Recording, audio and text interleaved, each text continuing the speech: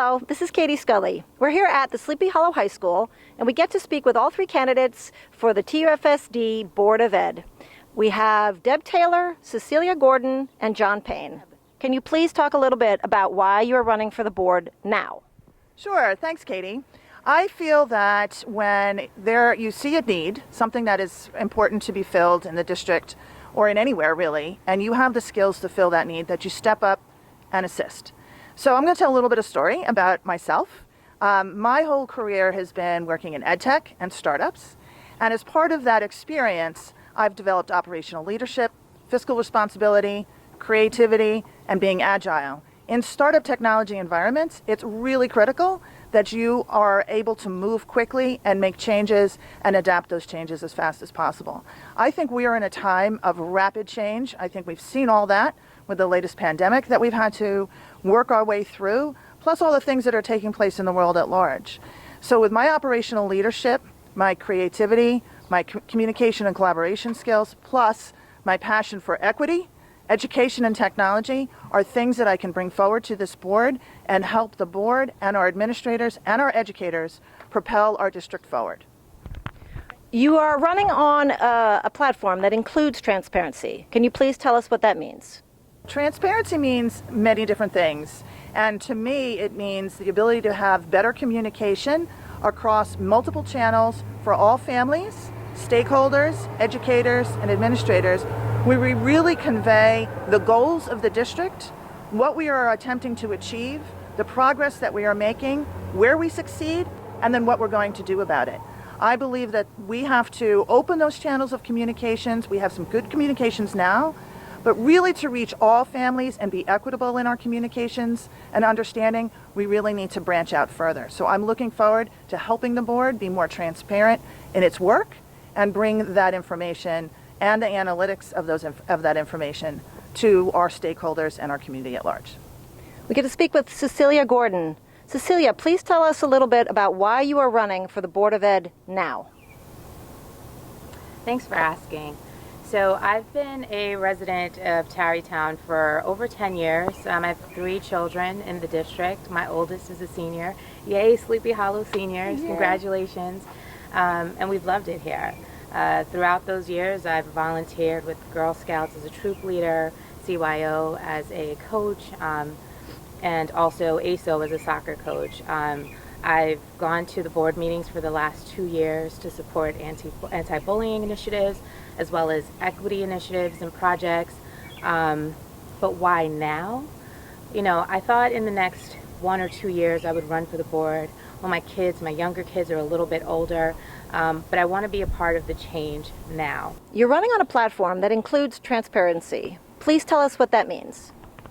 Transparency in its most basic form to me is accessibility to information.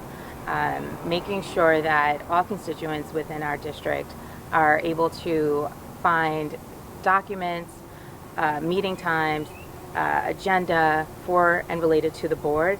And that's a short-term goal, and making sure that all documents are translated and available to all residents in our community.